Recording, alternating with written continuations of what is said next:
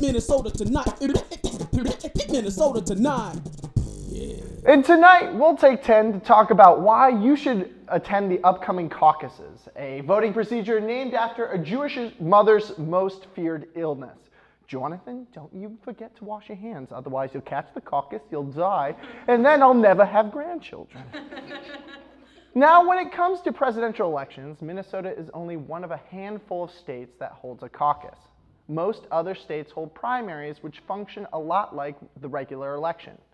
Voters enter private voting booths, check the box next to the name of the person that they least despise, and then take multiple car selfies while proudly displaying an "I voted" sticker like children fresh off a trip from the dentist. But a caucus, like the one we hold in Minnesota, is slightly more complicated than a primary for a couple of reasons. First, the way voters help choose the next possible commander-in-chief is not by filling out private ballots, but by placing handwritten votes into baskets, the same airtight system so successfully used in another American institution. You are a disgusting, old, hot-headed, chauvinistic, alcoholic, bigot, and you need to grow up before you die alone. Which Republican candidate is she talking about? Possibly most important difference about the caucus is that caucus voters can participate in something called a referendum, where citizens help revise party platforms. A platform is a carefully crafted set of half-truths about the party that are posted online for the nation to judge. Basically, it's a political party OkCupid profile, only with less photos from color runs. And these are used as a set of goals and guidelines for elected officials from each party to reference when governing. For example, the Minnesotan Republican Party's platform states, quote, that members of the Minnesota House and Senate should introduce and support legislation defining conception as when DNA, deoxyribonucleic acid, of mankind is joined, also known as 24 hours after listening to any song by The Weeknd. Or take the Independence Party of Minnesota. Their platform is just a single sentence written in bold, in all caps, that says, Jesse Ventura, Minnesota governor for life, parentheses, explosion sounds.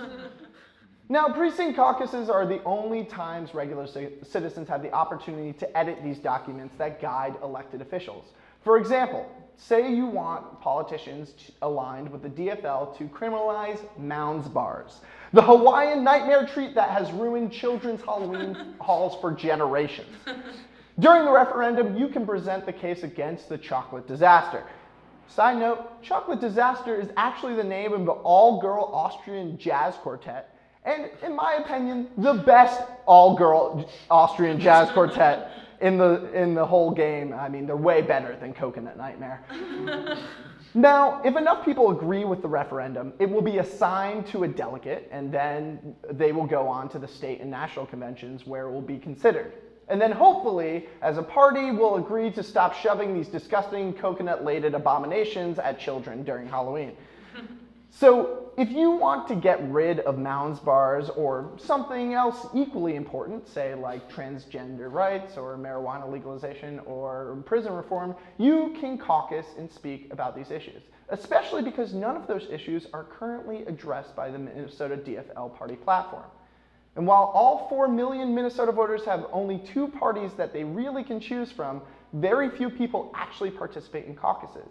In 2012, less than 70,000 people voted in party caucuses across the state. That's less than 0.03% of the eligible voting population in the state.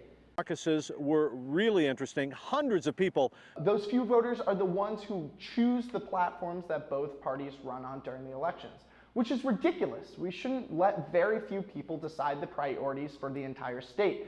Low participation in caucuses is really weird when you consider how easy it is to participate. To successfully caulk the cock, you first have to find your party's caucus precinct, which you can do so by visiting minnesotavotes.org.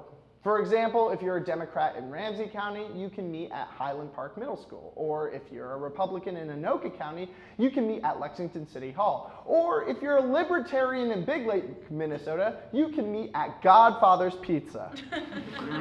Because nothing says democracy like a cheese bread shop named after a mob boss famously portrayed by a wheezing Marlon Brando. And even if you have no intention of revising your party's platforms, you should still caucus and submit your survivor-like vote of who you want to be your party's presidential nominee. Because this year, Minnesota's caucuses matter. This year, races are very close, and your vote can actually decide who gets the nomination for either the Democratic or Republican parties. For the Democrats, it could be email icon Hillary Clinton, or the Democratic Socialist dinosaur Bernie Sanders. And for the Republicans, it could be the Sears catalog become politician Marco Rubio, or Pinocchio's cousin Ted Cruz, or even Donald Trump, who will be the first president to install a tanning bed in the White House. For years, Minnesota's caucus was held in mid-February, and it was essentially the political equivalent of a child gift macaroni necklace. Definitely not important, but nice to have. But this year, for the first time ever, Minnesota will hold its caucus along with 11 other states on Super Tuesday. It's like Black Friday, but with worse deals. And that means candidates are actually going to start paying attention to us. Minnesota is normally a bystander in the primary and caucus contest. But as WCCO's Esme Murphy reports, the state suddenly has the Democratic contenders' attention. Oh my God, are they looking at us? Are they looking this way? Fix your hair, Minnesota, fix your hair! We finally matter. We made it, guys. We're finally a relevant part of the presidential nomination process. Man! Woo! I am amped. I am so amped that the only thing that can convey my amplitude is through this Minnesota tourism ad.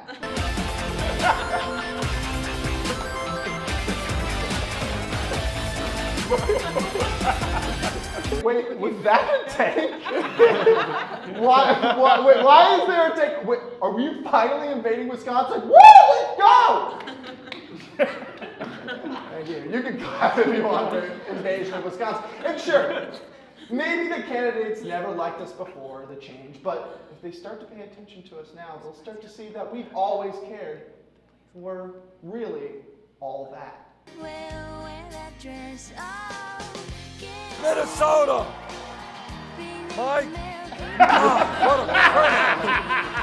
That's right, Minnesota, we're Laney Boggs. We used to be clumsy and unnoticed, and now we're hot and awesome. Usher is our school DJ, and now we're gonna go vote. With the 90s rom-com reference that good, you have to vote. But seriously, you have no choice but to caucus, because 4 years ago, the Minnesota Tonight staff held a caucus, and now our party platform states that everyone who sees this show is required to go caucus. And now, if you don't like that a small group of people who don't represent you have limited your choices, that's exactly the point.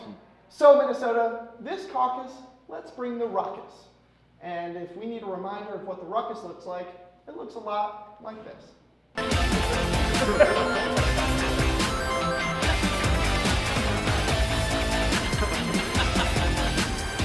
That's our show. Good night. Stay nice, Minnesota. Tune in tonight. Minnesota tonight. Minnesota tonight.